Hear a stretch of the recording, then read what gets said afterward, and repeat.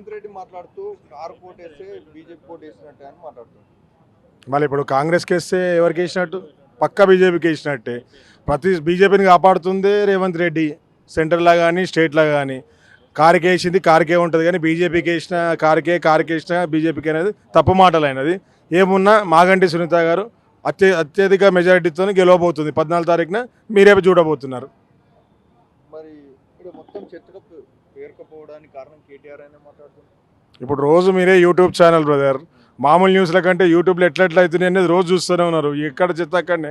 నేను మన అంబేద్కర్ స్టాచ్యూ 125 ఫీట్ల స్టాచ్యూ దగ్గరనే చెత్త మొత్తం పేరుకుపోయి ఉన్నది. దాన్నే క్లీన్ చేస్తలేరు. అంత పెద్ద మన తెలంగాణకి బ్రాండ్గా పెట్టిన దాన్నే అక్కడనే చెత్త క్లీన్ చేస్తలేరు. ఏ గలీలవో, ఏ మెయిన్ రోడ్ మీద చూడు, జుబ్లీలు చూడు, ఎక్కడ చూసినా ఎక్కడున్న చెత్త అక్కడనే ఉన్నది. ఖాళీ వాళ్ళ పాలన ఏమున్నదంటే దోసుక తిందామని తప్పించి క్లీన్ చేద్దాము, పబ్లిక్కి ఏమైనా సేవ చేద్దాం అనేది మాత్రం ఏం లేదు.